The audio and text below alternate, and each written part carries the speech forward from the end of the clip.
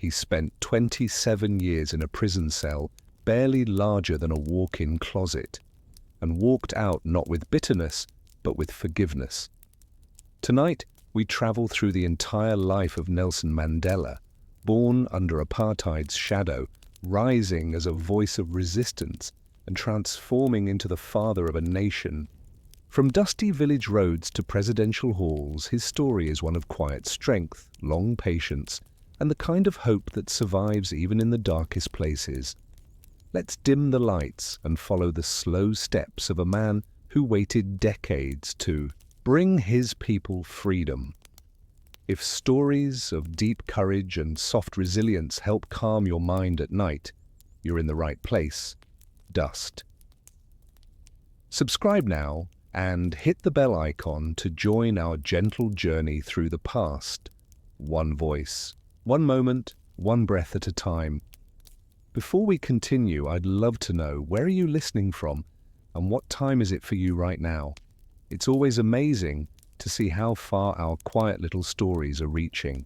You might imagine that the story of one of history's most celebrated leaders would begin with grand proclamations or dramatic events. Instead, it started on a particularly ordinary Thursday morning, July 18, 1918, in a small village called Mvezo, where the only sounds breaking the dawn were the lowing of cattle and the gentle murmur of the Mbashe River flowing nearby.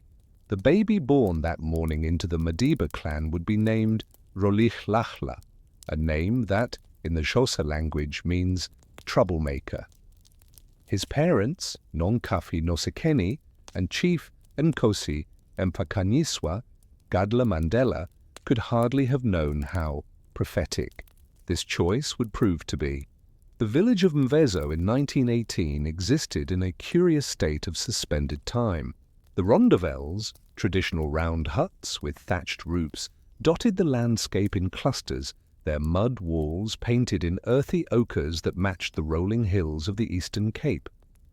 Each morning, smoke would rise from cooking fires as women prepared mealy porridge in three-legged iron pots, the same breakfast that had sustained their ancestors for generations. Yet this ancient rhythm of life now moved to the tick of a colonial clock. Chief Gadla Mandela held a position that embodied this strange duality. As principal counselor to the acting king of the Thembu people, Yongintaba Dalindyebo, he was both a guardian of traditional authority and a functionary in the complex hierarchy that the British colonial administration had imposed upon African society. His days were spent mediating disputes according to customary law, settling matters of cattle ownership, marriage disputes, and land boundaries, while simultaneously navigating the increasingly intrusive demands of white magistrates who held ultimate authority over all such proceedings. Young Rolihlahla spent his earliest years absorbed in the timeless routines of rural African childhood. As he would later recall, "At an early age I drifted away from my parents and moved about, played and ate together with other boys. In fact, I hardly remember any occasion when I was ever alone at home." The children of Mvezo roamed freely across the veld, their days unstructured by clocks or bells. They would chase birds with slingshots made from forked sticks and strips of rubber, swim in the muddy pools of the Mbashe during the hot afternoons, and listen to their elders tell stories around fires that crackled with dried cow dung and wood. The boy learned to identify different types of clouds and what they meant for the weather, could distinguish between the tracks of various antelope species, and knew which wild fruits were safe to eat and when they would ripen. These were not romantic pursuits, but practical necessities for a life lived close to the land. When the rains failed, as they sometimes did, the difference between survival and starvation might depend on such knowledge. But even in this seemingly isolated corner of Africa, the modern world pressed its claims. The village children learned to recognize the distant sound of the train that now connected their region to the wider South African economy, carrying young men away to work in the gold mines of the Witwatersrand. and returning the months later, with stories of a harsh industrial world beyond their comprehension. Sometimes white officials would arrive on horseback or in the occasional motorcar, their visits causing a stir of nervous activity as the adults prepared to deal with demands for taxes, permits, or compliance with new regulations they often didn't fully understand.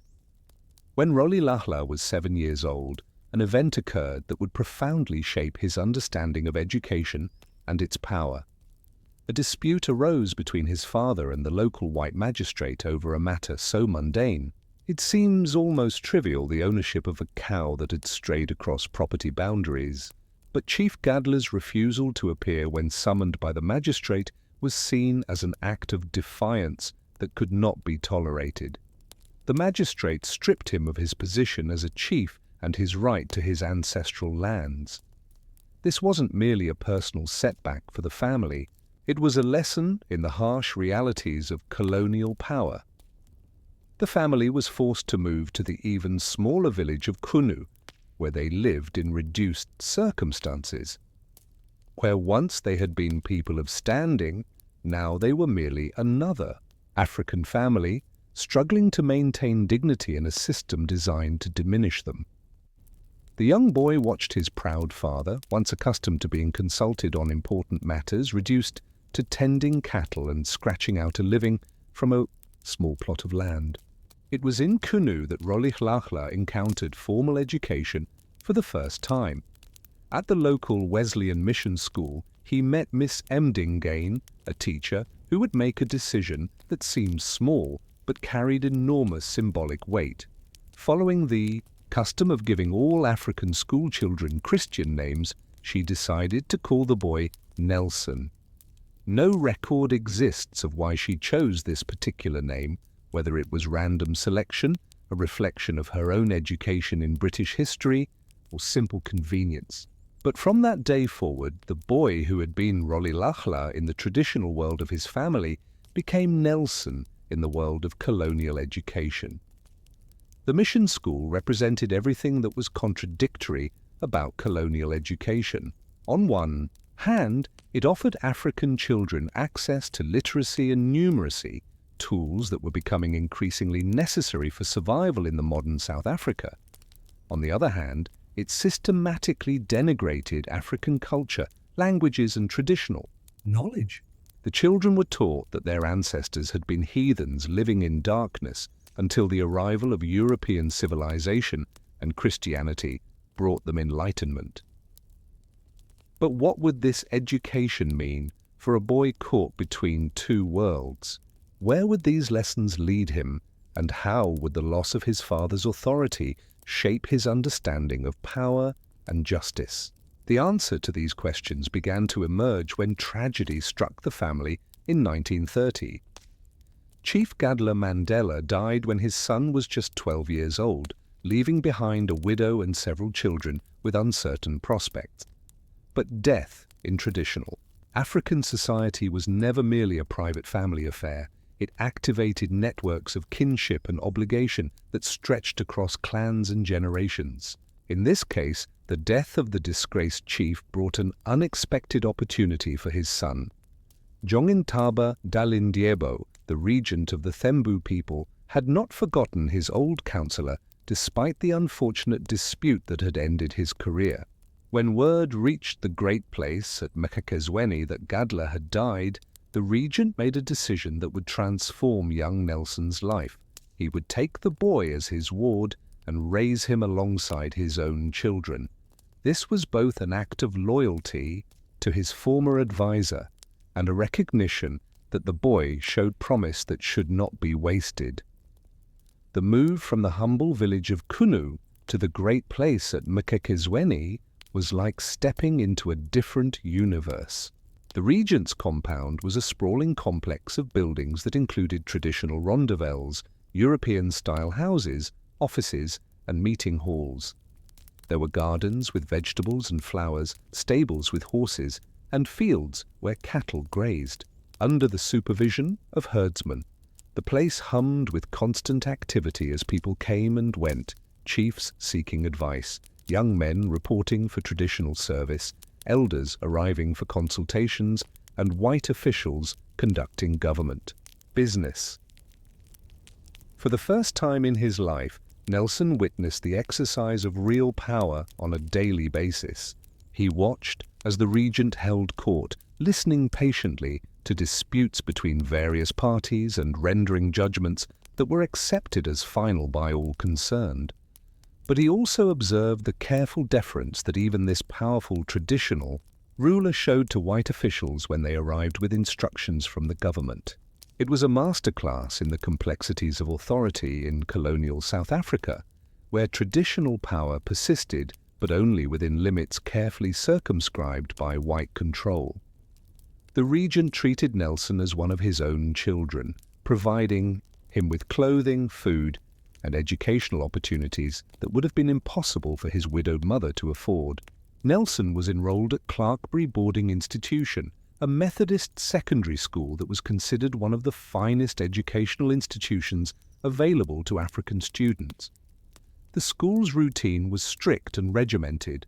Students rose at dawn for prayers, attended classes throughout the day, participated in organized sports and cultural activities, and retired early after evening study periods. But it wasn't just the formal curriculum that educated Nelson at Clarkbury. The school brought together young African men from across the region, creating a network of relationships that would prove crucial in later years. These were the sons of chiefs, headmen, teachers, and other members of the small African elite. They shared stories about their home regions, debated political questions, and began to develop a sense of themselves as future leaders of their people. Many would later play important roles in the liberation struggle, and the bonds formed in the dormitories and playing fields of Clarkbury would endure for decades. After completing his studies at Clarkbury, Nelson moved on to Healdtown, an even more prestigious Methodist institution. The school was modelled on English public schools, complete with house systems, prefects, and an emphasis on character formation, alongside academic achievement. Students wore uniforms, participated in military-style drilling, and were expected to conduct themselves as Christian gentlemen at all times. The underlying message was clear. They were being groomed to serve as intermediaries between white authority and African society, educated enough to be useful, but never so educated as to challenge the fundamental structures of colonial rule. Nelson excelled in this environment, demonstrating the leadership qualities and intellectual curiosity that would serve him throughout his life. He was appointed as a prefect, participated in student government, and threw himself into extracurricular activities ranging from debate societies to boxing clubs. But beneath the surface conformity, questions were beginning to form in his mind about the justice of a system that educated African students to the highest levels available to them, only to ensure that those levels would always remain far below what was accessible to white students. The most transformative experience of these school years came when Nelson was 16 and participated in the traditional Xhosa initiation ceremony that marked the transition from boyhood to manhood. This ancient rite of passage involved weeks of preparation, instruction from elders about adult responsibilities, and the painful but symbolic act of circumcision. For young men who spent most of their time in mission schools learning European values, the initiation ceremony represented a powerful reconnection with their African heritage. But even this traditional ceremony could not escape the influence of modern political realities. During the ritual, Chief Melikili, who was presiding over the ceremonies, delivered a speech that would haunt Nelson for years to come. The chief spoke of how African young men, no matter how well educated they became, would always be servants in their own country. He predicted that the lands of their ancestors would never be returned to them, and that their cattle and horses would continue to be taken by white settlers. Most painfully, he warned that these educated young men would spend their lives performing menial tasks for white employers who cared nothing for their qualifications or abilities. These words struck Nelson like physical blows because he recognized their truth.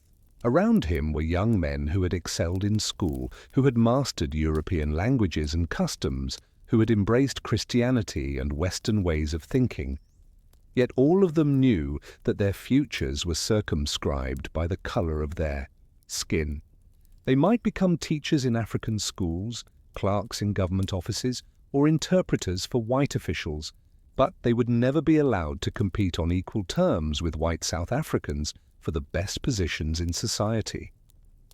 As Nelson prepared to continue his education at Fort Hare University College, these contradictions weighed heavily on his mind.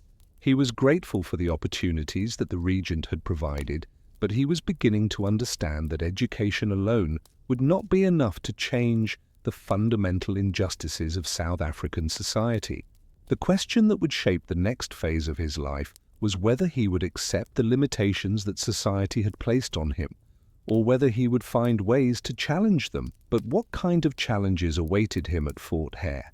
And how would a young man raised to respect authority learn to question the very foundations of the system that had educated him? Fort Hare University College in 1939 stood as both the pinnacle of African educational achievement and a symbol of the limitations imposed on that achievement.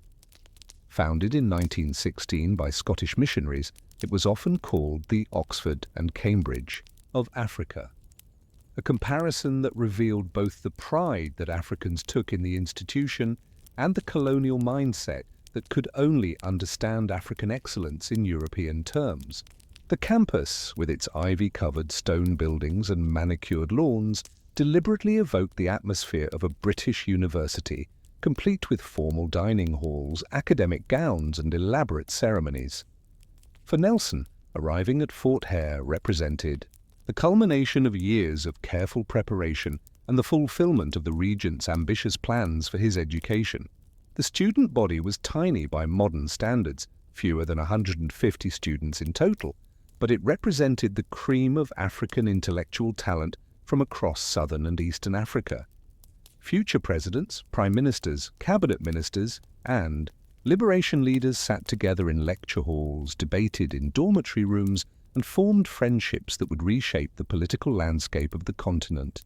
Among Nelson's classmates was Oliver Tambo, a quiet but brilliant student from Ponderland who would become one of his closest friends and political allies. There was Robert Sobukwe, a gifted orator who would later found the Pan-Africanist Congress. From other regions came students like Julius Nyerere, who would lead Tanzania to independence, and Robert Mugabe, who would do the same for Zimbabwe decades later. These young men shared a common experience of being educated to the highest levels available to Africans while being systematically excluded from meaningful participation in the governance of their own countries. The academic routine at Fort Hare was demanding but familiar to students who had survived the rigorous discipline of institutions like Heeltown. Classes began early in the morning and continued until late afternoon, with students expected to master subjects ranging from English literature and Roman law to mathematics and natural sciences. Nelson initially enrolled in a Bachelor of Arts program, planning to study law after completing his undergraduate degree. But his real education was taking place outside the formal curriculum, in the intense political discussions that filled every spare moment of student life. The students at Fort Hare existed in a peculiar bubble of privilege and frustration. They had access to libraries, laboratories, and professors that were unavailable to the vast majority of Africans. They lived in relative comfort, ate regular meals, and enjoyed cultural and sporting activities that enriched their lives immeasurably. Yet, they were constantly reminded of their subordinate status in South African society. When they traveled home for holidays, they had to carry passes like any other African. They could not vote, could not own land in most areas, and could not aspire to most professional careers regardless of their qualifications. This contradiction became increasingly unbearable to Nelson as he progressed through his studies. The breaking point came in his final year, when students organized a boycott to protest the poor quality of food being served in the dining hall and the university's failure to address other legitimate grievances. The issues themselves were relatively minor. Complaints about the lack of variety in meals, the quality of meat being served, and the arbitrary enforcement of dormitory rules. But for students who spent their days studying political theory and constitutional law, these grievances represented larger questions about authority, representation, and the rights of governed peoples to have their voices heard. Nelson found himself elected to the Student Representative Council, but when he and other student leaders presented their demands to the university administration, they were met with dismissive rejection.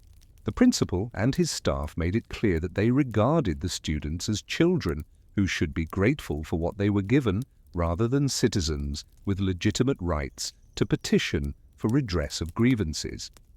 When the students persisted in their protests, the administration threatened them with suspension and expulsion. For Nelson, this confrontation crystallized everything he had been thinking about the nature of power and authority in South Africa. Here was an institution supposedly dedicated to educating future African leaders, yet when those future leaders attempted to practice the most basic forms of democratic participation, they were told to submit quietly or face punishment. The university expected its African students to master European political theory while never applying those theories to their own circumstances. When the administration demanded that the Student Representative Council call off the boycott and apologize for their actions, Nelson faced a decision that would define his character for the rest of his life. He could submit, complete his degree, and pursue the comfortable career that the regent had planned for him. Or he could stand on principle, knowing that such a stand would have serious consequences for his future. He chose principle, refusing to abandon the boycott even when it became clear that his decision would result in his suspension from the university. The journey back to Mqhekezweni to face the regent was one of the longest and most difficult of Nelson's young life. He knew that he was disappointing a man who had invested enormous resources in his education and who had expected him to become a lawyer and eventually serve as an advisor to the Thembu royal house. But he also knew that he could not bring himself to submit to unjust authority, even when submission would have been the pragmatic choice. The regent's reaction was a mixture of anger, disappointment, and bewilderment. He could not understand why Nelson would throw away such precious opportunities over what seemed like trivial complaints about institutional food. From his perspective, educated Africans needed to work within the system, accepting its limitations, while gradually earning the respect and trust of white authorities. Open defiance would only confirm white stereotypes about African irresponsibility and inability to handle sophisticated institutions. But the regent had his own plans for bringing Nelson back into line. He announced that it was time for Nelson to marry and settle down, and that he had arranged a marriage to a suitable young woman from a prominent Thembu family. For Nelson, this represented another attempt to constrain his choices and force him into a predetermined role. The arranged marriage was not inherently objectionable. Such marriages were common in traditional African society and often proved successful. But coming so soon after his confrontation with the university authorities, it felt like another attempt to limit his autonomy and force him to accept the path that others had chosen for him.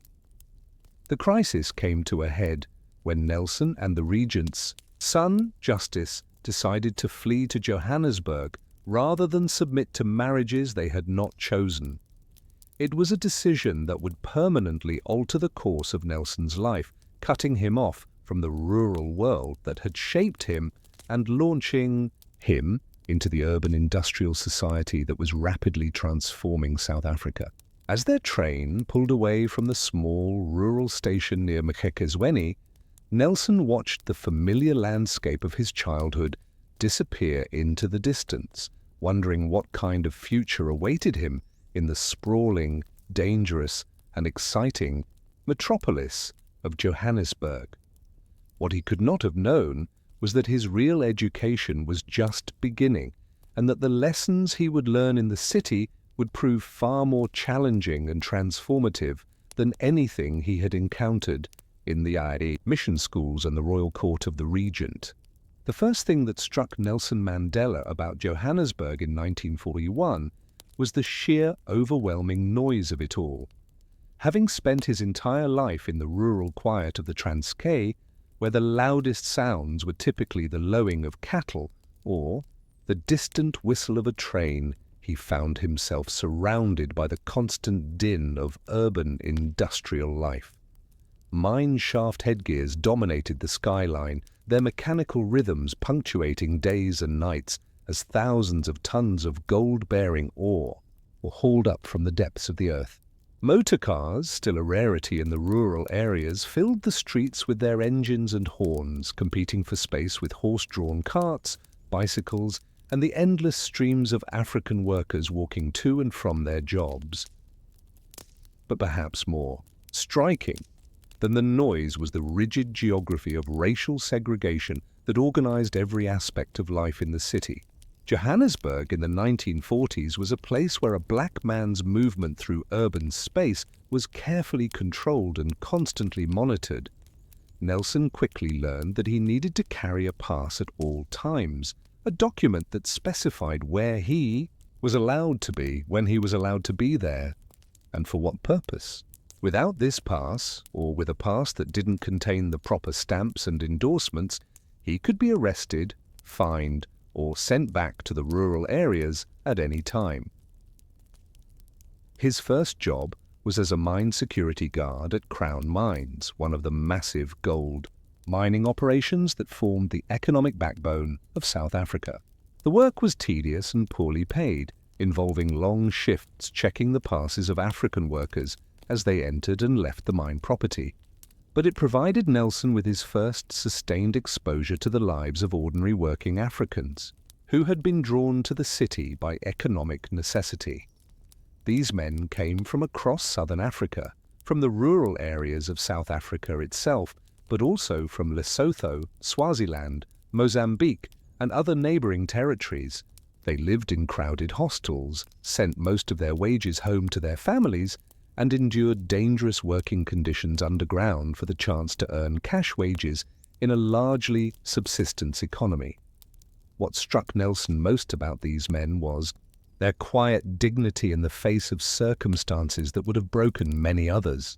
They worked shifts that often stretched for 10 or 12 hours, descended into mine shafts where rockfalls and explosions were constant dangers, and returned to hostel rooms where privacy was non-existent and amenities were minimal.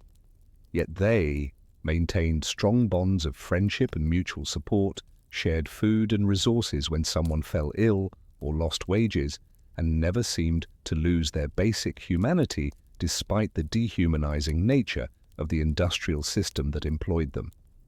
The Hito job at the mine didn't last long. When the mine officials discovered that Nelson was connected to the regent Jongintaba and that he had fled the Transkei without permission, they fired him to avoid diplomatic complications with the traditional authorities. But this setback led to an opportunity that would reshape his life when he met Walter Sisulu, a successful African businessman who had heard about the promising young man from the Transkei and was interested in helping him continue his education. Sisulu was a remarkable figure who embodied the possibilities and limitations facing ambitious Africans in the 1940s. Despite having only a primary school education himself, he had built a successful real estate business and become one of the most prominent African entrepreneurs in Johannesburg. But he was also deeply involved in African National Congress politics and understood that individual success could never be secure as long as the entire African population remained subjugated by racial laws. When he met Nelson, he immediately recognized the young man's potential and offered him a job as an articled clerk in the law firm of Witkin, Sidelsky and Eidelman. This offer represented an extraordinary opportunity for a young African man in the 1940s. There were only 18 qualified African lawyers in the entire country at that time, and the vast majority of white law firms refused to consider taking African candidates as articled clerks. The fact that Witkin, Sidelsky, and Eidelman was willing to offer Nelson articles said something both about his obvious ability and about the relatively liberal outlook of the firm's partners. But it also exposed him to the daily indignities that even the most successful Africans faced in their professional lives. Nelson's starting salary was £2 per month, rising gradually to £8 by 1946, wages that were barely sufficient to cover basic living expenses in the city. He often walked the 5 miles from his lodgings to the law firm's offices to save on bus fare, using the money instead to buy food or to send small amounts back to his mother in the Transkei. He owned a single suit, which he patched and mended repeatedly to keep it presentable for court appearances and client meetings. When the suit became too worn to maintain professional standards, he sometimes had to decline court appointments because he couldn't afford replacement clothing. The work itself was fascinating but also deeply frustrating. As an articled clerk, Nelson was responsible for preparing legal documents, researching case law, and assisting with client interviews. He quickly discovered that he had a natural aptitude for legal reasoning and an ability to understand complex statutory provisions and constitutional principles, but he also learned that the law in South Africa was fundamentally designed to support white supremacy and African subordination. No matter how skillfully he crafted legal arguments or how thoroughly he researched precedents, the underlying legal framework made it almost impossible to achieve real justice for African clients. The cases that came across his desk told the story of African life under apartheid in all its mundane cruelty. There were workers who had been cheated of their wages by unscrupulous employers, families who had been evicted from land they had occupied for generations, men who had been arrested for technical violations of the pass laws despite having legitimate reasons for being where they were found. In each case, the law provided some theoretical recourse, but the practical barriers to justice, the cost of legal proceedings, the hostility of white magistrates, the difficulty of gathering evidence when African testimony was often discounted, meant that meaningful remedies were rare. Perhaps most educational of all were Nelson's regular appearances in the Johannesburg magistrates' courts, where he witnessed firsthand how the legal system functioned in practice. The courts had been equipped with separate tables for non-white lawyers, a physical manifestation of the racial hierarchy that governed all aspects of professional life. White magistrates frequently challenged his credentials, demanding to see his attorney's identity card or questioning his qualifications to appear before the court. These challenges were rarely made to white lawyers, regardless of their actual competence or experience. As Nelson progressed through his articles and began taking on more responsibility, he started to develop a reputation as a capable and dedicated advocate for African clients. But he also began to understand that individual legal victories, while important to the clients involved, would never address the systemic problems facing African people in South Africa. The laws themselves were the problem, and changing those laws would require political action rather than legal argument. This realization was reinforced by his gradual involvement with the African National Congress, initially through his friendship with Walter Sisulu and other politically active Africans in Johannesburg. At first, his participation was largely social, attending meetings and social events where political issues were discussed informally.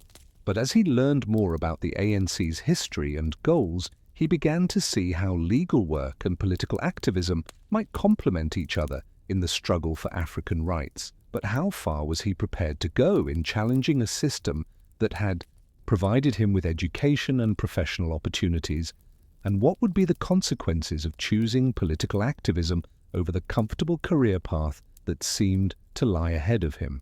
By 1952, Nelson Mandela and Oliver Tambo had established South Africa's first black-owned law partnership, with offices in Chancellor House, a modest building in downtown Johannesburg that would become legendary in the annals of the liberation struggle.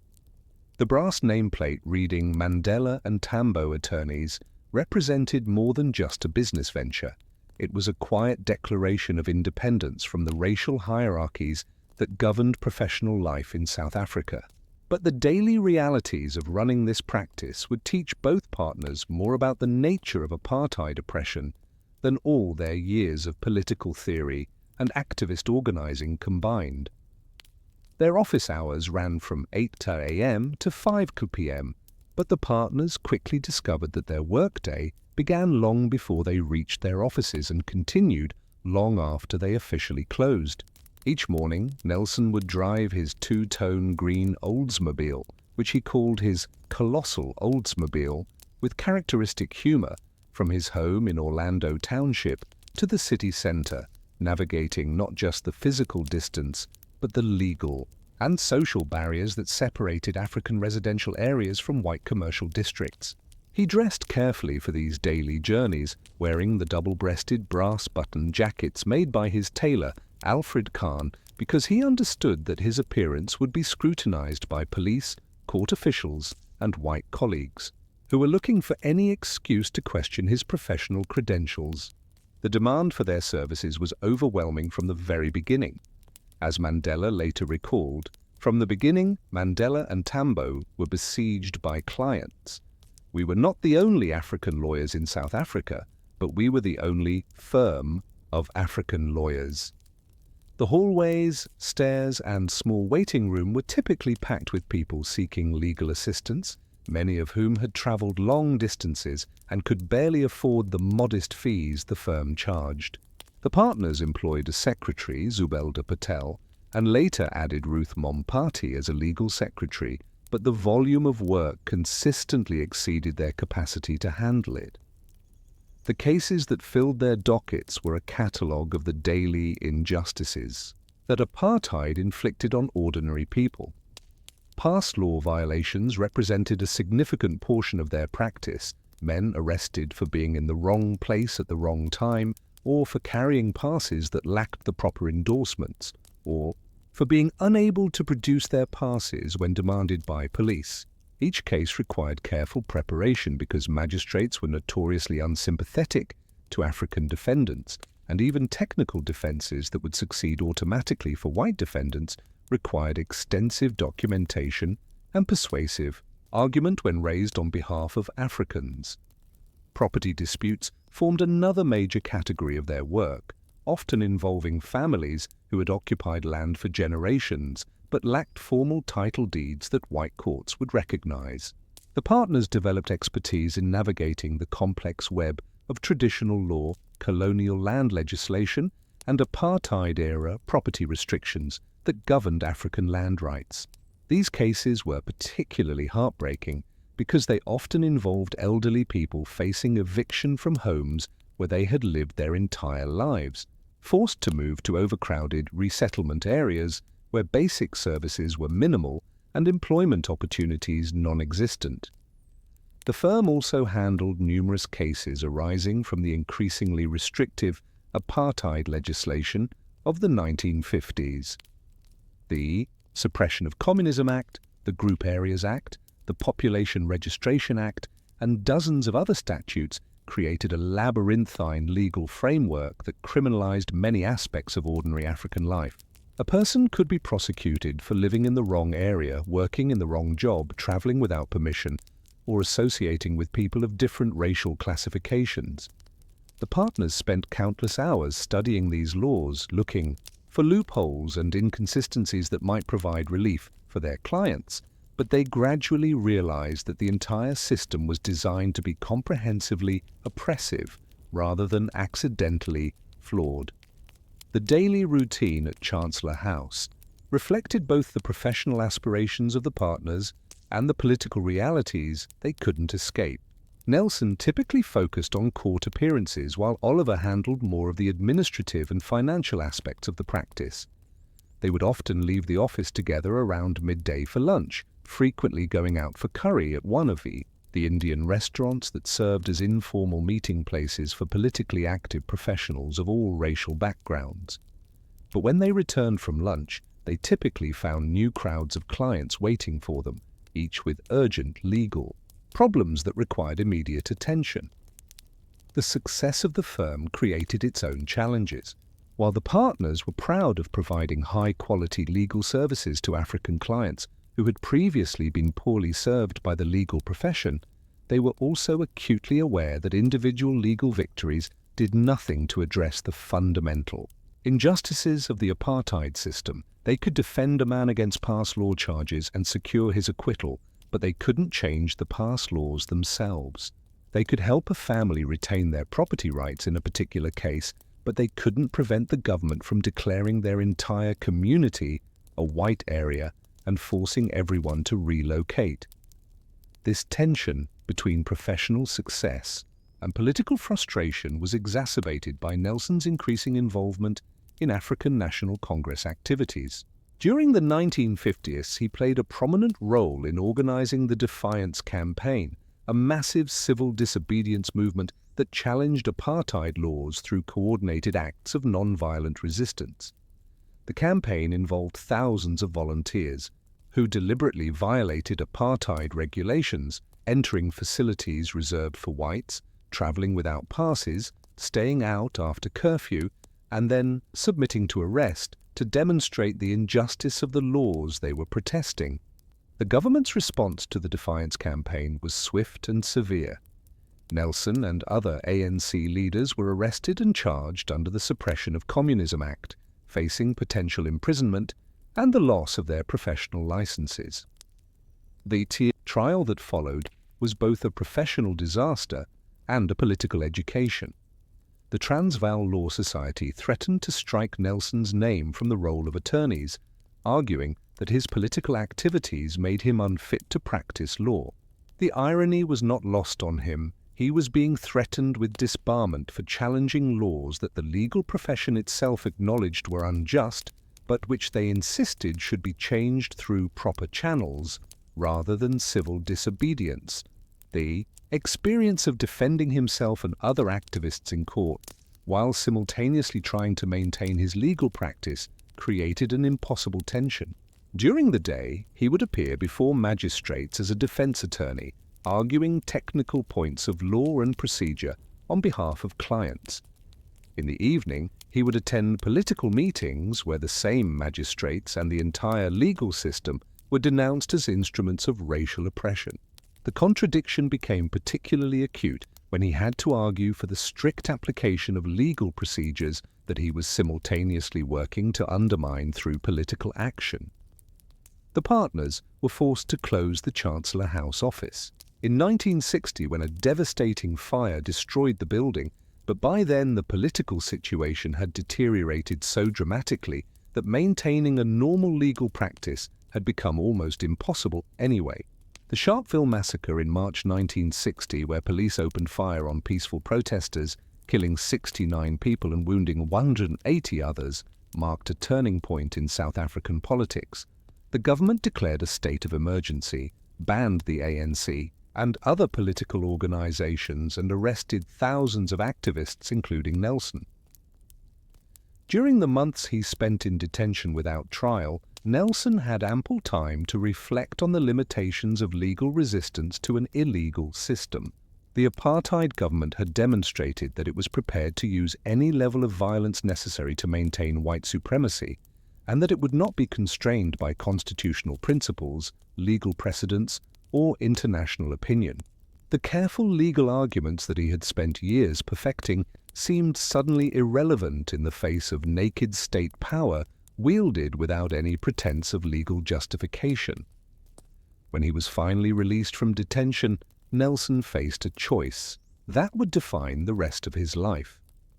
He could attempt to rebuild his legal practice and continue working within the system, accepting that meaningful change would come slowly, if at all. Or he could abandon the comfortable professional identity he had worked so hard to achieve and commit himself fully to political resistance, knowing that such a choice would likely mean the end of his legal career and possibly his freedom or his life. The decision was made easier by the government's own actions. Banning orders confined him to the Johannesburg magisterial district, preventing him from traveling to other areas where many of his clients lived and worked. He was prohibited from attending gatherings of more than 2 people, which made it impossible to participate in professional associations or political meetings. He could not be quoted in the press or publish any writings. These restrictions made it virtually impossible to maintain an effective legal practice while simultaneously signaling the government's determination to neutralize him as a political threat. But perhaps more fundamentally, Nelson had come to understand that the legal system in apartheid South Africa was not a neutral arena where justice could be pursued through rational argument and constitutional principles. The law itself was the instrument of oppression, and changing it would require forms of resistance that went far beyond the polite advocacy that characterized professional legal practice. The question was no longer whether he could win cases for individual clients, but whether he was prepared to risk everything in an attempt to transform the entire system. As 1960 drew to a close, Nelson made the decision that would transform him from a lawyer activist into a full-time revolutionary. But what form would that resistance take, and how far was he prepared to go in challenging a system that seemed impervious to legal or moral arguments? The decision to abandon legal resistance in favor of armed struggle was not one that Nelson Mandela made lightly or suddenly. Throughout 1961, as he lived the strange half-life of a banned person, unable to work openly, prohibited from attending meetings, and constantly watched by security police, he engaged in careful deliberations with other ANC leaders about whether the organization should maintain its traditional commitment to non-violent resistance or explore alternatives that had previously been considered unthinkable. The formation of Umkhonto we Sizwe, MK, on December 16, 1961, represented a fundamental shift in the liberation struggle's approach to confronting apartheid power. The choice of date was deliberately symbolic. December 16th was celebrated by white South Africans as the Day of the Covenant, commemorating the Afrikaner victory over Zulu forces at the Battle of Blood River in 1838. By launching their armed wing on this date, the ANC was serving notice that African resistance would no longer be confined to petitions, protests, and passive resistance. But the decision to form MK was also pragmatic rather than ideological.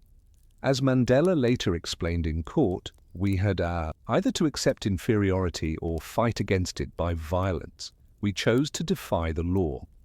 The ANC leadership had spent decades pursuing non-violent resistance, believing that moral pressure and constitutional argument would eventually convince white South Africans to extend political rights to the African majority.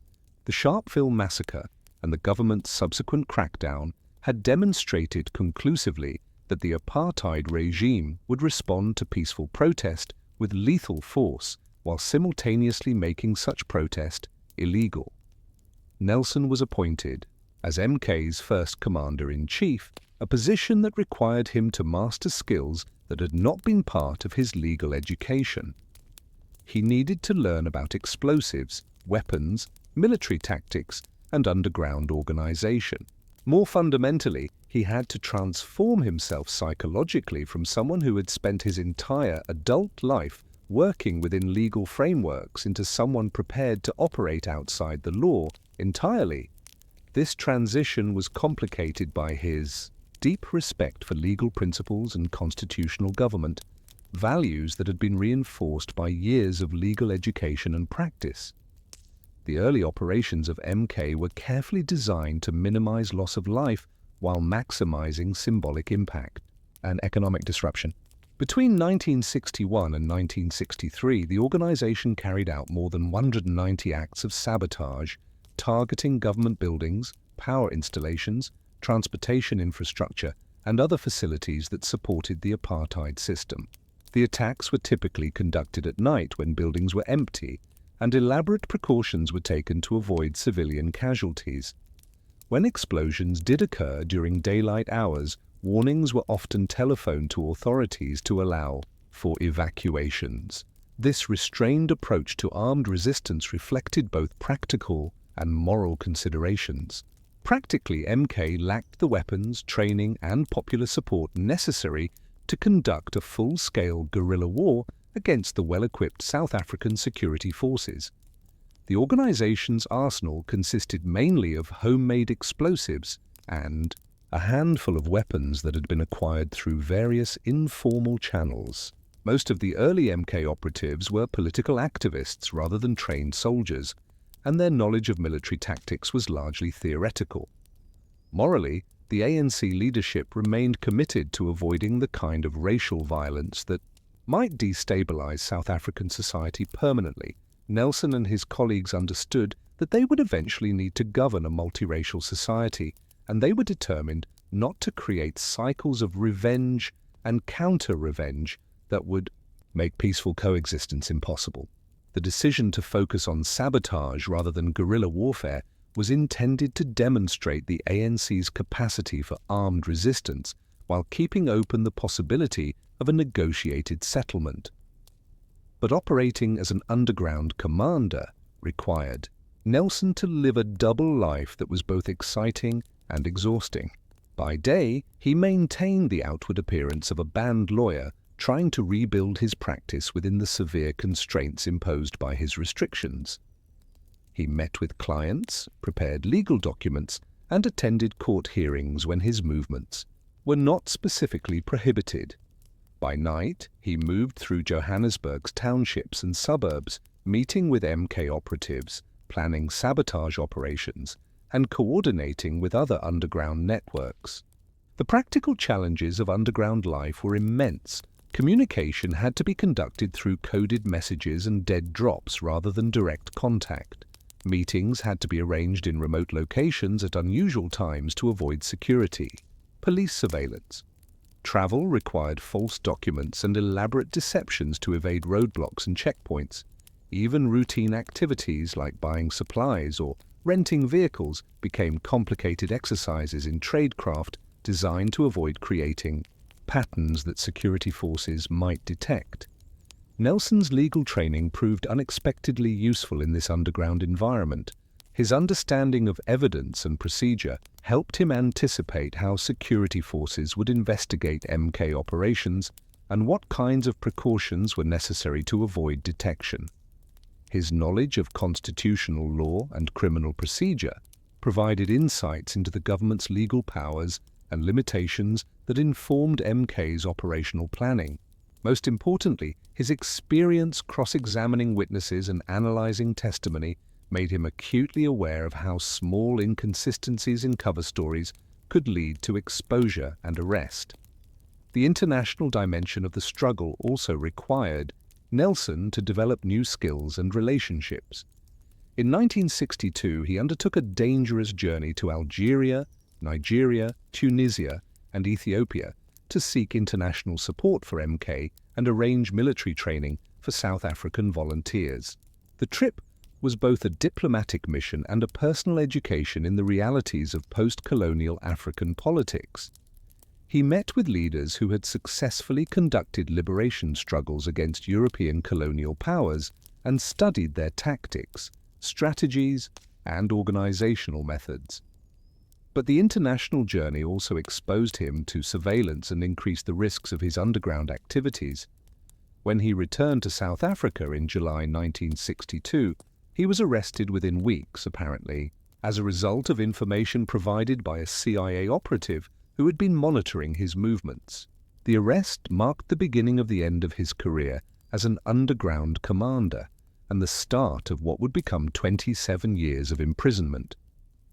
The irony of Nelson's capture was that it occurred not during a dramatic military operation, but during a routine drive through the KwaZulu-Natal countryside.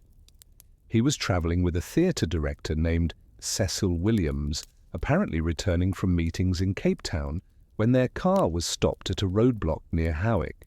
The police clearly knew who they were looking for and where to find him, suggesting that the underground networks he had worked so carefully to protect had been thoroughly infiltrated. As he sat in the back of the police van that carried him back to Johannesburg, Nelson had time to reflect on the brief but intensive period when he had lived as a full-time revolutionary. The experience had taught him that armed resistance was possible, but that it required resources, training, and popular support that would take years to develop. More importantly, it had demonstrated that the apartheid government was prepared to use all the tools of modern state power, surveillance, infiltration, military force, and international cooperation to suppress any serious challenge to white minority rule. But what he could not have anticipated was how the experience of imprisonment would transform him from an underground commander into something far more powerful and dangerous to the apartheid system, a symbol of resistance that could not be silenced or eliminated. When Nelson Mandela arrived on Robben Island on June 13, 1964, the maximum security prison that would be his home for the next 18 years, he encountered a place designed to break the spirit of anyone confined within its walls.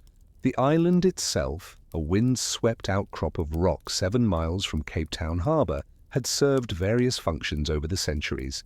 A place of banishment for Khoi leaders who resisted Dutch colonization, a leper colony, a military base, and finally, the apartheid government's most secure facility for political prisoners.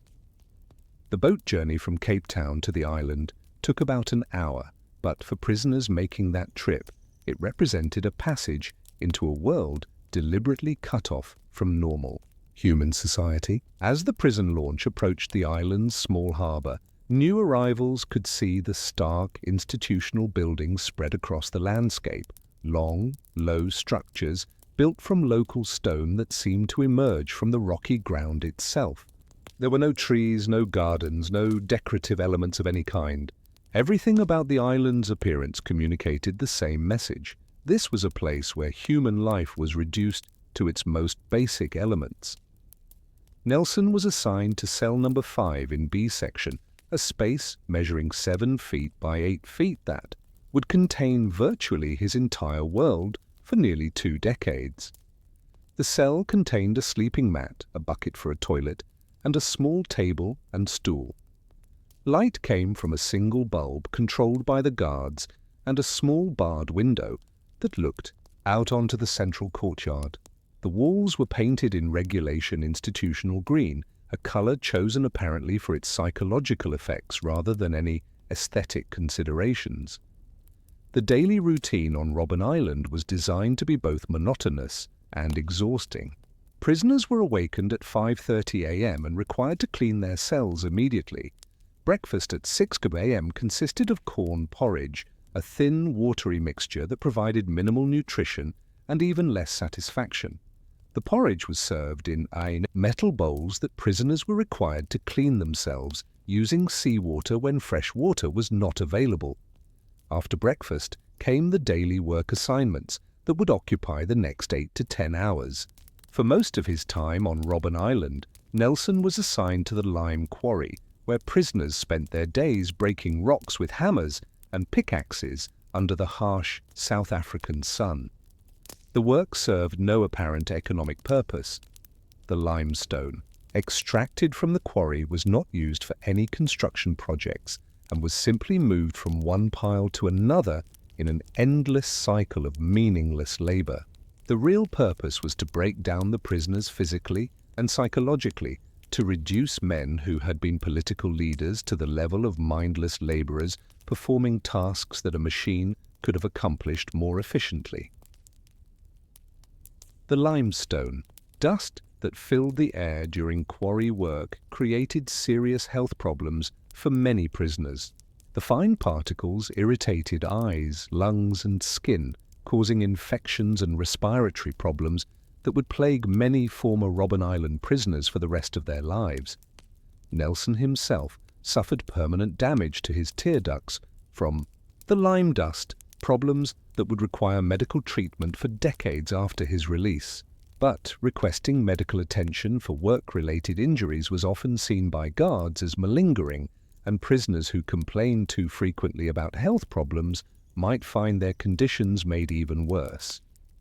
The guards who supervised the quarry work were often drawn from the most racist elements of South African society, men who saw their jobs as opportunities to humiliate and degrade prisoners they regarded as terrorists and criminals. They would assign impossible quotas for rock breaking, punish prisoners for working too slowly or too quickly, and invent arbitrary rules that could be violated at any time to justify additional punishment. Conversations between prisoners were forbidden during work hours, but the guards would sometimes encourage arguments and fights among prisoners as a form of entertainment. Lunch was served at the quarry site and typically consisted of boiled vegetables, often just cabbage or carrots, with occasional small portions of meat that were usually fatty and poorly cooked. The portions were calculated to provide just enough calories to keep prisoners alive and capable of work, but not enough to maintain proper health or energy levels. Prisoners were constantly hungry, and food became an obsession that occupied much of their mental energy. They would discuss meals they remembered from before their imprisonment, share elaborate fantasies about foods they planned to eat after their release, and trade portions of their meager rations based on individual preferences and needs. The return to the cells in late afternoon marked the beginning of the longest and most difficult part of each day. Prisoners were locked in their cells by 4:30 p.m. and remained there until the next morning, with only a brief period for dinner and evening cleanup. Dinner was typically the same corn porridge served at breakfast, sometimes supplemented with thin soup or vegetables. The evening meal was followed by a final cell inspection, after which the lights were turned off and prisoners were left alone, with their thoughts for the next 13 hours. The isolation and sensory deprivation of the long evening hours were among the most challenging aspects of life on Robben Island. Without books, radio, television, or newspapers, all of which were prohibited for political prisoners, men who had been accustomed to intellectual stimulation and political engagement found themselves cut off from the world of ideas that had given meaning to their lives. Some prisoners developed elaborate mental exercises to preserve their sanity, such as recreating entire books from memory, conducting imaginary debates with political opponents, or designing detailed plans for post-apartheid South Africa. Nelson himself developed a rigorous exercise routine that helped him maintain both physical and mental health during these difficult years. Every morning and evening, he would perform a carefully structured workout in his small cell, stationary running.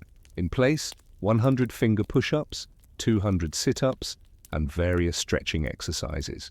This routine served multiple purposes. It maintained his physical fitness, provided structure to otherwise empty time, and gave him a sense of control over at least one aspect of his environment. The exercise routine continued even during his several periods in solitary confinement, when prisoners were isolated from all human contact for weeks or months at a time. During these periods, Nelson would exercise Monday through Thursday and rest for 3 days, maintaining this schedule. With the discipline of a professional athlete, the routine became so much a part of his identity that other prisoners could hear him exercising through the walls and took comfort from the familiar sounds that indicated he had not been broken by whatever punishment the authorities had devised. Perhaps the most difficult aspect of life on Robben Island was the deliberate assault on prisoners' dignity and self-respect. Political prisoners were classified in the lowest category of the prison system, which meant they received inferior food, clothing, and privileges compared to common criminals. African prisoners received smaller food portions than white prisoners, were required to wear short pants rather than long trousers regardless of the weather, and were denied access to newspapers and magazines that were available to other categories of prisoners. The question that haunted every prisoner during those long evening hours was whether they could maintain their sense of purpose and identity in an environment specifically designed to destroy both. How long could a person endure such conditions without losing the essential elements of their humanity, and what would be left of them when they finally emerged from this carefully constructed hell? As the months and years passed on Robben Island, something unexpected began to emerge from the harsh, daily routine and deliberate degradation.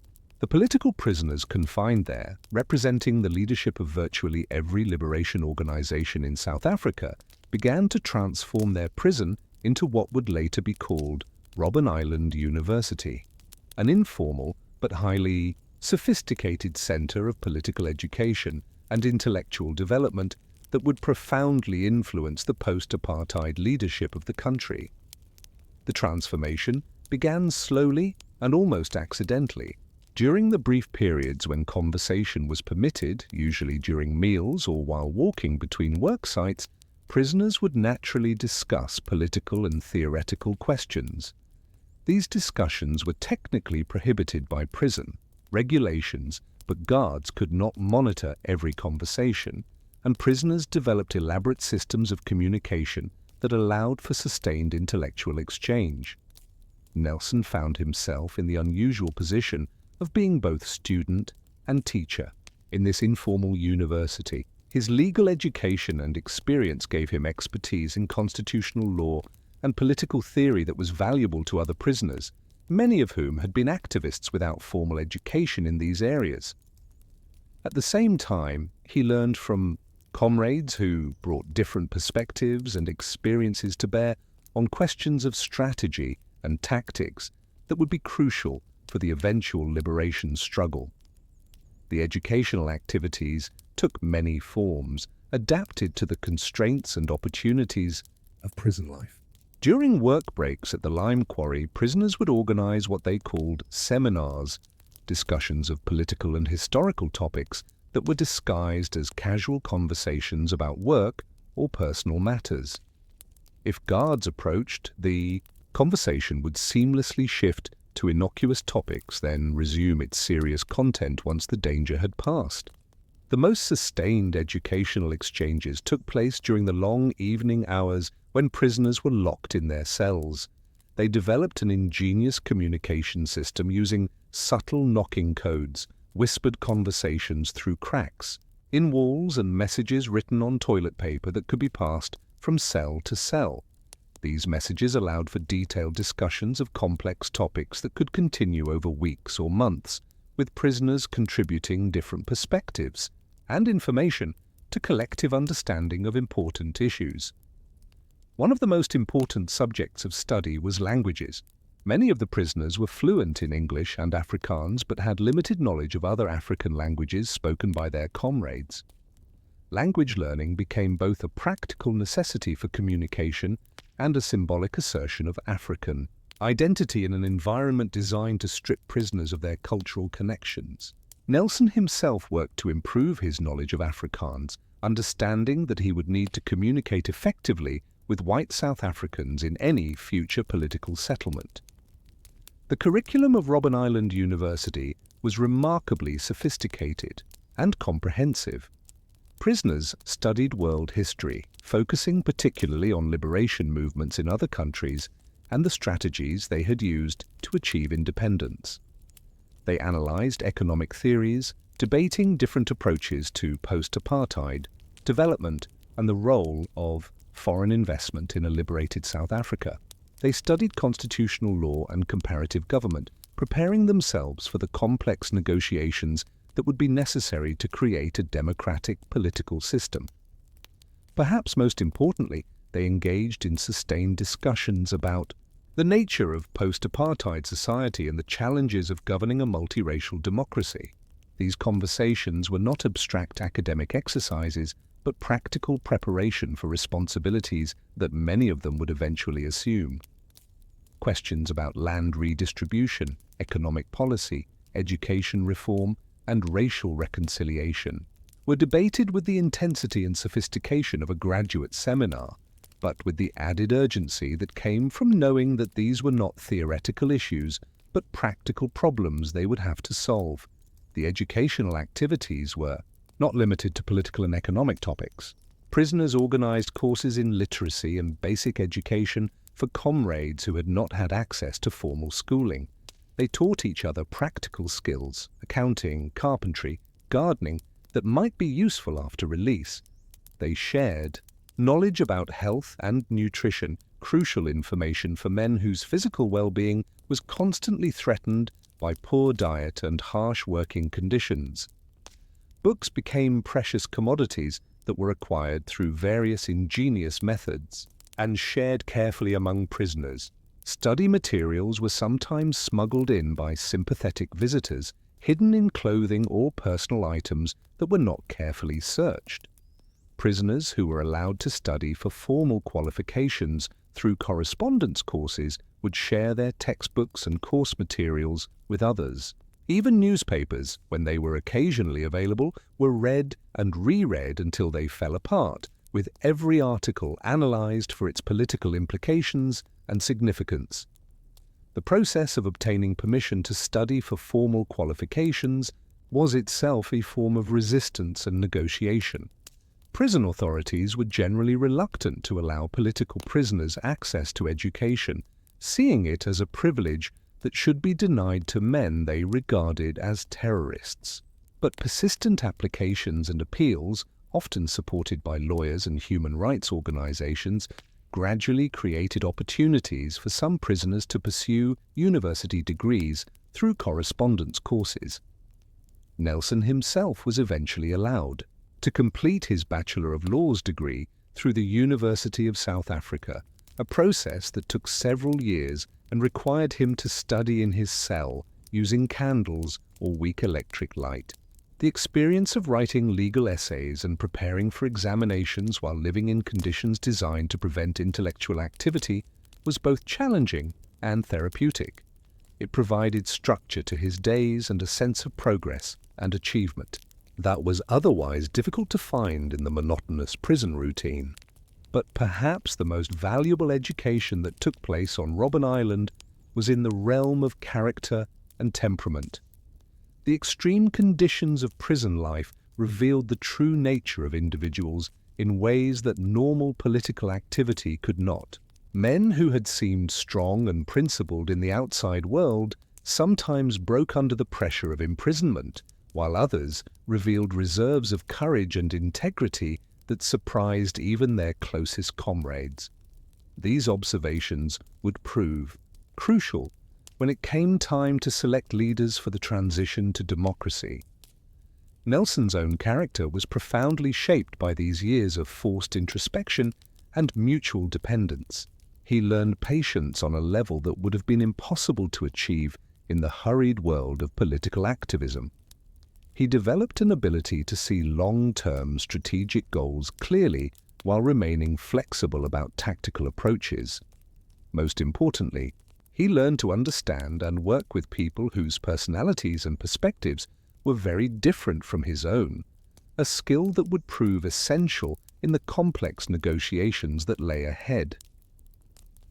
But as the 1970s progressed and the outside world began to change in ways that the prisoners could only dimly perceive, the question that began to occupy more and more of their attention was whether the education they were receiving on Robben Island would ever be put to practical use, or whether they were preparing for a future that might never come.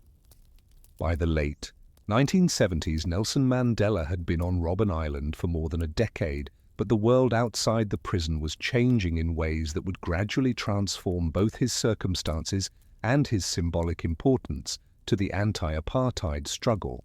The Soweto student uprising of 1976, when thousands of schoolchildren took to the streets to protest inferior education and were met with police gunfire that killed hundreds, had created a new generation of activists who saw Mandela and his imprisoned comrades not as relics of a failed strategy, but as martyrs whose sacrifice legitimized more militant forms of resistance.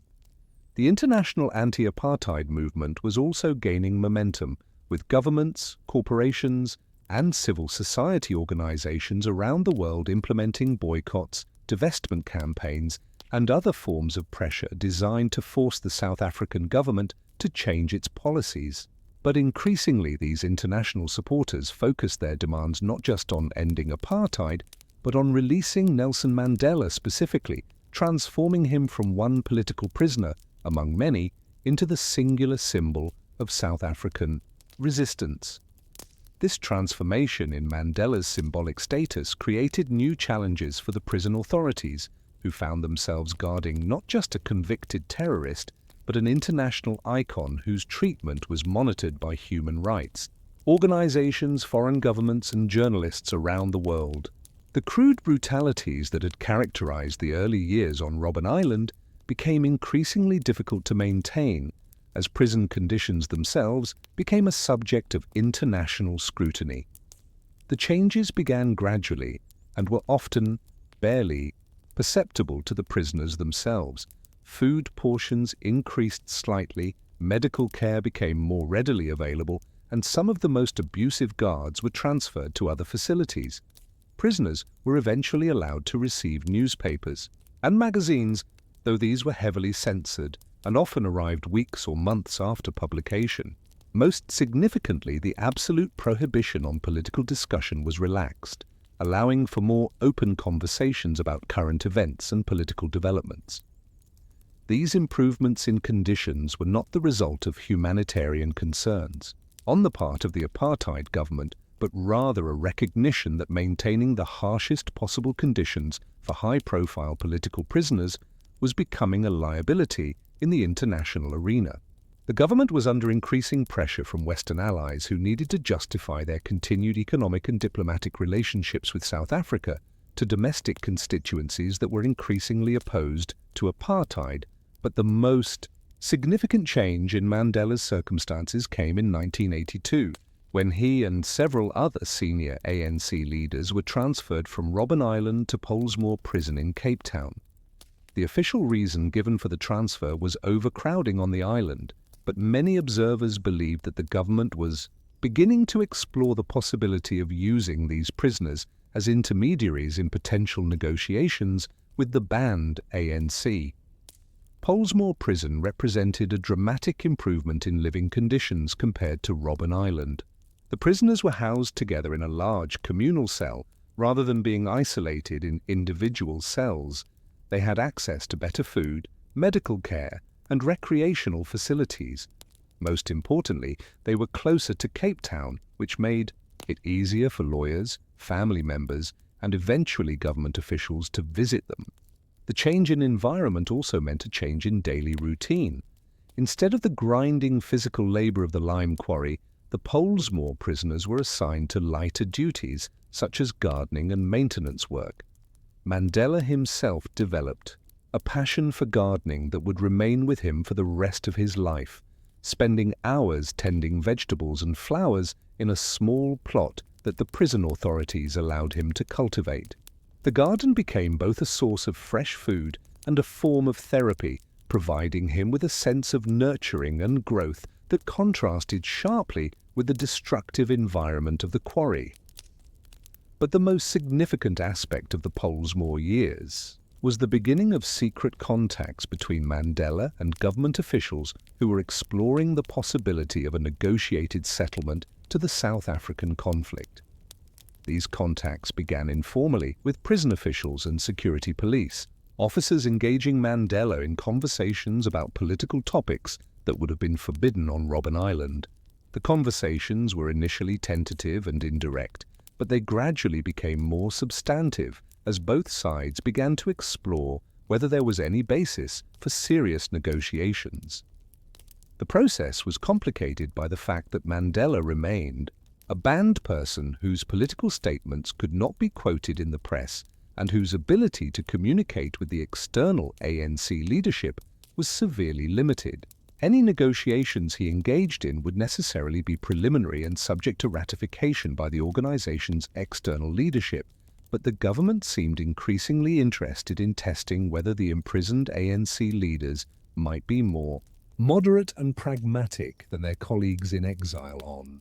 The offer was clearly intended to divide the ANC leadership and portray Mandela as either a moderate willing to compromise or an extremist unwilling to pursue peace. Mandela's response, delivered through his daughter Zinzi at a public rally, was uncompromising. He would not accept conditional freedom while his people remained enslaved. But the offer itself marked a significant shift in the government's position. For the first time, apartheid leaders were acknowledging that Mandela was a political figure rather than simply a terrorist, and that his release might be part of a broader political settlement.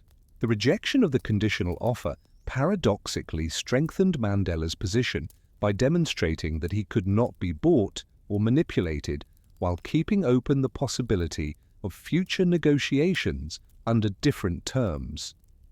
The final phase of Mandela's imprisonment began in 1988, when he was moved to Victor Verster prison, where he was housed in a private cottage that was more like a comfortable guest house than a prison cell.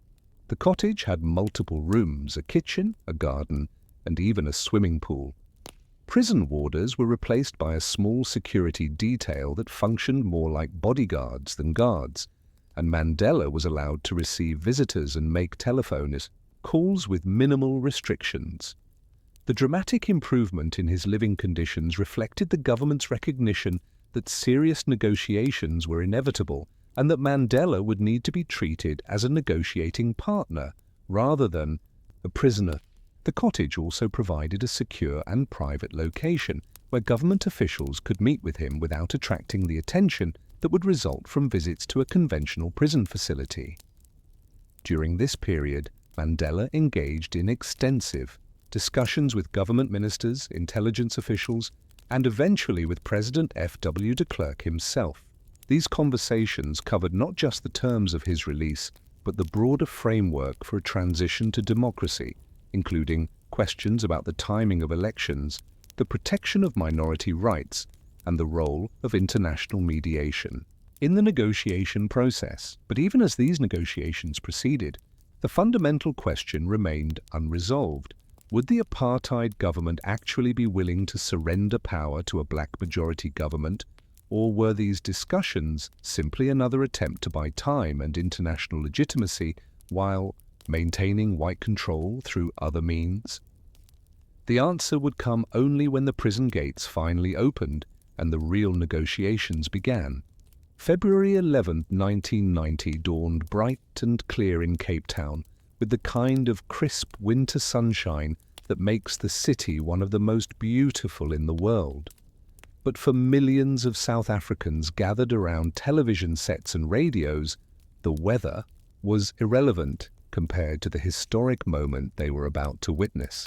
After 27 years, 6 months, and 6 days in prison, Nelson Mandela was walking to freedom, and with him came the possibility that their country might finally escape the racial nightmare that had defined it for more than 3 centuries. The scene outside Victor Verster prison was unlike anything South Africa had experienced before. International journalists had been gathering for days, setting up satellite trucks and camera positions to broadcast the moment live to audiences around the world. Thousands of supporters had made the journey to the prison gates, many carrying ANC flags that had been illegal to display just months before. South African television, which had never before shown images of banned ANC leaders, was preparing to broadcast live coverage of an event that would have been unthinkable just a few years earlier. But the man who walked through those prison gates at 4:16 p.m. that afternoon bore little resemblance to the young firebrand who had disappeared into the apartheid prison system in 1962. Nelson Mandela, at age 71, was distinguished rather than militant. His hair now completely grey, his movements measured and dignified. He walked hand in hand with his wife Winnie, raising his free fist in the ANC salute that had become the symbol of resistance, but his demeanour was that of an elder statesman rather than a revolutionary leader. The speech he delivered later that day from the balcony of Cape Town City Hall revealed both the continuity and the evolution of his political thinking. He reaffirmed his commitment to the armed struggle, declaring that the factors which necessitated the armed struggle still exist today, but he also emphasized his desire for a negotiated settlement and his commitment to a non-racial democracy.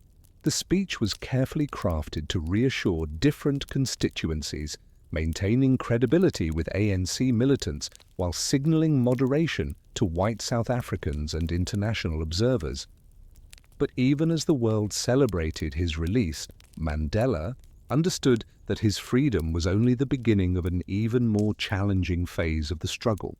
The apartheid system remained intact with all its laws, institutions, and security forces still in place. The ANC was still banned, its leaders still in exile, its underground structures still illegal. Most fundamentally, the white minority government had not yet committed to genuine democracy, but only to negotiations that might lead to some form of power-sharing arrangement. The immediate challenge was rebuilding the ANC as a legal political organization, while simultaneously engaging in negotiations with a government that retained all the instruments of state power. Mandela found himself thrust into a role that combined several demanding functions. He was the international face of the liberation struggle, the chief negotiator with the apartheid government, the unifying figure for diverse ANC constituencies, and the symbol of hope for millions of oppressed South Africans. The practical challenges of this role were immense. After nearly 3 decades in prison, Mandela had to relearn how to navigate the outside world, how to use a telephone, how to drive a car, how to manage a calendar filled with meetings and appointments. More fundamentally, he had to understand a society that had changed dramatically during his imprisonment, with new social movements, economic structures, and political alignments that had not existed when he was arrested. The ANC itself had evolved significantly during the years of exile and underground activity. The organization that Mandela rejoined in 1990 was more diverse, more ideological, and more factional than the one he had left in 1962. It included Marxist-Leninists who had been trained in the Soviet Union, black consciousness activists influenced by Steve Biko's philosophy, trade unionists with their own organizational bases, and community activists who had emerged from the township struggles of the 1980s. Managing these diverse constituencies while maintaining unity for the negotiations required political skills of the highest order. The negotiation process itself was extraordinarily complex, involving not just the ANC and the National Party government, but dozens of smaller parties representing different racial, ethnic, and ideological constituencies. The Convention for a Democratic South Africa, CODESA, talks brought together parties ranging from the conservative Inkatha Freedom Party to the radical Pan-Africanist Congress, each with their own demands and non-negotiable positions. Finding common ground among such diverse groups required patience, creativity, and a willingness to compromise that tested even Mandela's legendary diplomatic skills. Perhaps the most delicate aspect of the negotiations was managing the relationship between political progress and ongoing violence. The early 1990s saw an escalation of political violence, particularly in KwaZulu-Natal, where rivalry between the ANC and Inkatha Freedom Party resulted in thousands of deaths. There was credible evidence that elements within the security forces were encouraging this violence as a way of discrediting the liberation movements and justifying continued white control. Mandela's response to this violence demonstrated both his commitment to peace and his understanding of the complex dynamics of political transition. He consistently condemned violence from all sides while working behind the scenes to address its root causes. He met personally with Inkatha leader Mangosuthu Buthelezi despite strong opposition from within the ANC in an attempt to find political solutions to what was increasingly seen as ethnic conflict. He also worked to maintain discipline within ANC structures, understanding that any breakdown in the organization's commitment to non-violence could be used to justify a return to authoritarian rule. The assassination of ANC leader Chris Hani in April 1993 represented the greatest threat to the negotiation process. Hani was one of the most popular leaders in the liberation movement, particularly among young militants who were skeptical of negotiations with the apartheid government. His murder by a right-wing extremist threatened to trigger a violent uprising that would have destroyed any possibility of a peaceful transition to democracy. Mandela's response to the Hani assassination revealed the full extent of his transformation from revolutionary to statesman. Rather than calling for revenge or resuming the armed struggle, he used the tragedy to reinforce his commitment to the negotiation process and to appeal for calm and discipline from ANC supporters. His televised address to the nation was delivered with the authority of a head of state rather than an opposition leader, demonstrating his understanding that he was no longer just representing the ANC, but speaking for all South Africans who wanted to avoid a racial civil war. But even as the negotiations proceeded and agreements were reached on the framework for democratic elections, fundamental questions remained about whether the transition would actually succeed. Would the security forces accept the legitimacy of a black majority government? Would white South Africans participate peacefully in elections they were certain to lose? Would the various liberation movements be able to transform themselves from revolutionary organizations into democratic political parties? The answers to these questions would only become clear when South Africans finally went to the polls in April 1994. The election of April 26 to 29, 1994 was unlike anything in South African history, the first time that all South Africans, regardless of race, could participate in choosing their government. For Nelson Mandela, the moment when he cast his ballot in Olange near Durban represented the culmination of a struggle that had begun more than half a century earlier. But as he marked his ballot paper, he understood that the real work was just beginning. Winning an election was one thing, governing a deeply divided society was another matter entirely. The ANC's overwhelming victory, receiving 62.6% of the national vote, gave Mandela a clear mandate to lead the new South Africa. But the election results also revealed the enormous challenges he would face as president. The country remained sharply divided along racial lines, with most white voters supporting parties that opposed fundamental change, most African voters supporting the ANC, and colored and Indian voters split among several different parties. The new government would have to find ways to build national unity among constituencies that had been taught to fear and mistrust each other for generations. The inauguration ceremony on May 10, 1994 was carefully choreographed to signal the new government's commitment to reconciliation and inclusivity. Representatives from around the world gathered in Pretoria to witness the swearing-in of a man who had been considered a terrorist by many of their governments just a few years earlier. The ceremony included performances by artists representing all of South Africa's racial and ethnic communities, prayers from leaders of different religious traditions, and the inauguration of a government of national unity that included representatives from both the ANC and the National Party. But beyond the symbolism and celebration, Mandela faced practical challenges that would have daunted any leader. The apartheid government had left behind a state structure that was designed to serve a white minority while controlling and suppressing the black majority.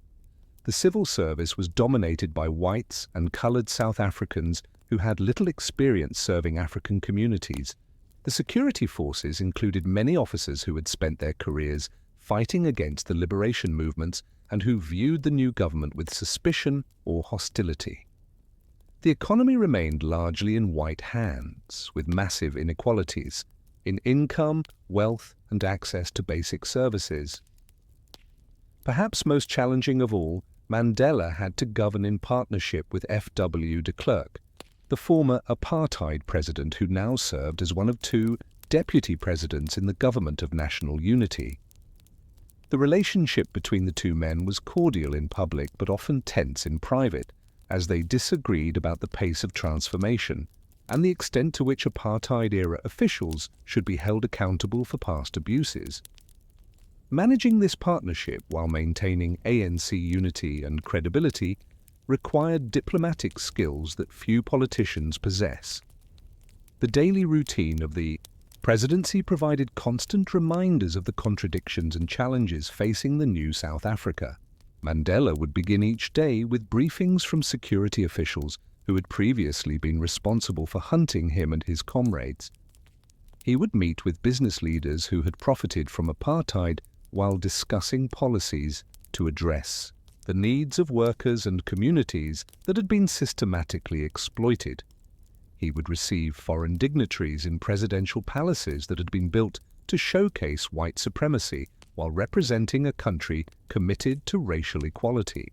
One of Mandela's first major decisions as president was to retain most of the senior civil servants and security officials from the apartheid era. This decision was controversial within the ANC, where many argued that genuine transformation required replacing apartheid functionaries with liberation movement activists. But Mandela understood that dismissing experienced administrators would cripple the government's capacity to deliver basic services to the population that had voted for change. The challenge was finding ways to transform the culture and priorities of these institutions while retaining their operational capacity. Mandela spent considerable time meeting with civil servants, police officers, and military personnel, explaining the new government's vision and encouraging them to embrace their roles in building a democratic society. His personal charisma and moral authority were crucial in persuading many whites to remain in their positions rather than emigrating to other countries, as many had threatened to do. Perhaps the most visible symbol of Mandela's approach to reconciliation was his relationship with the South African rugby team, the Springboks. Rugby had been closely associated with Afrikaner nationalism and white supremacy, and many ANC supporters wanted to change the team's name and colours as part of the broader transformation of South African sport. But when South Africa hosted the Rugby World Cup in 1995, Mandela made a point of learning Afrikaans phrases and wearing the Springbok jersey when he presented the trophy to team captain Francois Pienaar. This gesture, which seemed trivial to many international observers, had profound political significance within South Africa. It demonstrated Mandela's commitment to building a nation that included all South Africans, rather than simply reversing the racial hierarchies of apartheid. The image of the former political prisoner embracing white rugby players became one of the defining moments of the new democracy, symbolizing the possibility of reconciliation across racial lines. But Mandela's emphasis on reconciliation and national unity was not universally popular within the ANC or the broader liberation movement. Many activists argued that focusing on white fears and concerns deflected attention from the urgent needs of African communities that had been impoverished by apartheid.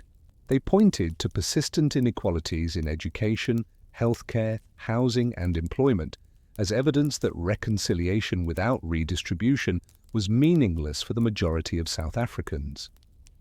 Mandela's response to these criticisms revealed both his understanding of the constraints facing the new government and his long-term strategic thinking. He acknowledged that transformation would take time and that the government could not solve in 5 years problems that had developed over centuries. But he also argued that maintaining white confidence and participation was essential for economic growth and political stability, which would ultimately benefit all South Africans.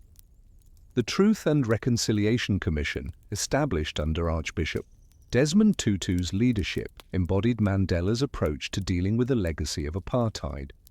Rather than pursuing prosecutions of apartheid officials, the commission offered amnesty to those who fully disclosed their involvement in political crimes.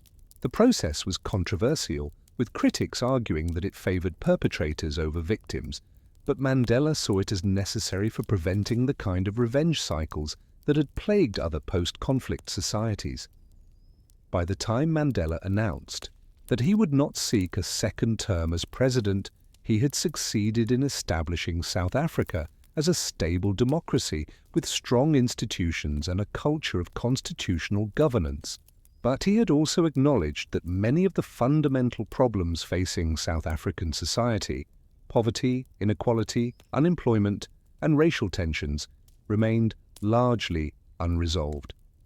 The question for his successors would be whether they could maintain the stability and unity he had created while delivering the transformation that millions of South Africans still awaited. When Nelson Mandela stepped down from the presidency in June 1999, he was already 80 years old and could have been forgiven for retreating into a comfortable retirement. Instead, he embarked on what would prove to be one of the most active and influential periods of his life, transforming himself from a national political leader into a global elder statesman whose moral authority transcended the boundaries of country, race, and ideology. But this final phase of his public life would also reveal the limitations of individual charisma in addressing systemic problems and the complexities of managing a legacy that meant different things to different people. The immediate challenge facing Mandela in retirement was defining a role that would allow him to remain influential without undermining his successor, Thabo Mbeki. The relationship between the two men was complex, marked by mutual respect, but also by significant differences in style and approach. Mbeki was an intellectual who preferred working behind the scenes, while Mandela remained a charismatic public figure who attracted international attention wherever he went. Managing this dynamic required considerable diplomatic skill from both men. Mandela's solution was to focus his post-presidential activities on issues that were important but largely non-partisan. Education became one of his primary concerns, reflecting his long-standing belief that ignorance and illiteracy were among the root causes of poverty and social dysfunction. Through the Nelson Mandela Foundation and other organizations, he supported the construction of schools in rural areas, the training of teachers, and research into educational methods that were appropriate for South African conditions. The HIV/AIDS epidemic provided Mandela with his most challenging and controversial cause during the retirement years. South Africa had one of the highest infection rates in the world, but President Mbeki had embraced theories that questioned the link between HIV and AIDS, making it difficult for the government to implement effective prevention and treatment programs. Mandela's decision to speak out publicly about AIDS, including disclosing that his own son had died from the disease, put him at odds with his successor, but demonstrated his willingness to prioritize public health over political loyalty. Perhaps the most visible aspect of Mandela's retirement was his role as an international mediator and advocate for peace. He traveled extensively, meeting with world leaders and speaking at international forums about conflicts in Africa and elsewhere. His interventions in countries like Burundi, the Democratic Republic of Congo, and Sudan were not always successful, but they demonstrated the unique moral authority that he had acquired through his own experience of reconciliation and forgiveness. The daily routine of Mandela's retirement years was carefully structured around his health needs and energy levels. He would typically wake early and spend time reading newspapers and briefing materials, maintaining his lifelong habit of staying informed about current events. His schedule was managed by a small team of assistants who balanced his desire to remain active with the medical advice of doctors who were increasingly concerned about his health. The management of Mandela's public appearances became an art form in itself. His staff had to ensure that he appeared energetic and engaged while protecting him from the physical demands of extensive travel and public speaking. Events were carefully choreographed to maximize his impact while minimizing his fatigue, with detailed planning for everything from the height of podiums to the timing of photo opportunities. But perhaps the most complex aspect of Mandela's retirement was managing his symbolic importance and the expectations that surrounded his legacy. Around the world, he had become a symbol of successful liberation struggle and peaceful transition to democracy. Governments, organizations, and individuals sought his endorsement for their causes, believing that his support would provide moral legitimacy and international credibility. This symbolic power was both an asset and a burden. Mandela's presence at events could attract international attention and resources for important causes, but it could also create unrealistic expectations. about what could be achieved through moral authority alone. His involvement in peace processes sometimes raised hopes that his personal intervention could resolve conflicts that had deeper structural causes requiring sustained political and economic solutions. The commercialization of Mandela's image and legacy became an increasing concern during his retirement years.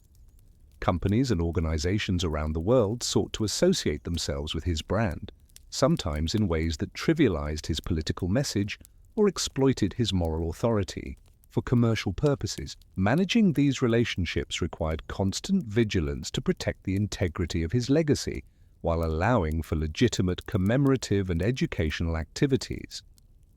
As Mandela's health began to decline in the 2000s, the question of succession and continuity became increasingly important. The various foundations and organizations associated with his name needed to develop leadership structures that could continue their work without his direct involvement. More broadly, South African society had to grapple with the reality that the moral authority that had helped manage the transition to democracy would not be available to address future challenges. The recurring hospitalizations and health scares of Mandela's final years created a kind of extended death watch that was both touching and uncomfortable. South Africans and international observers found themselves simultaneously celebrating his life and mourning his inevitable passing. Each health crisis prompted renewed discussions of his legacy and debates about whether South Africa had lived up to the ideals he had represented. When Mandela finally died on December 5, 2013, at his home in Johannesburg, the global response revealed both the enormous respect he had earned and the challenges facing societies that had come to depend on individual leaders rather than strong institutions. World leaders rushed to attend his funeral, but many of them governed countries that continued to struggle with the kinds of inequalities and injustices that Mandela had spent his life fighting. The state funeral that followed was both a celebration of his achievements and a reminder of the work that remained unfinished. South Africa in 2013 remained a country marked by extreme inequality, high levels of violence, and persistent racial tensions. The miracle of the peaceful transition to democracy had not been followed by the equally challenging work of building a just and prosperous society for all. But perhaps Mandela's greatest legacy was not the specific policies he implemented or the particular problems he solved, but the example he provided of how individuals could transform themselves and their societies through patience, forgiveness, and an unwavering commitment to human dignity. His life demonstrated that it was possible to endure the worst forms of oppression without becoming bitter, to exercise power without becoming corrupt, and to pursue justice without seeking revenge. As South Africans and people around the world continue to grapple with issues of inequality, racism, and social justice, the questions raised by Mandela's life remain as relevant as ever. How do societies move beyond cycles of oppression and resistance? What is the role of forgiveness in achieving justice? Can moral leadership substitute for structural change? The answers to these questions will determine whether the democracy that Mandela helped create can evolve into the just society that he envisioned but never fully achieved.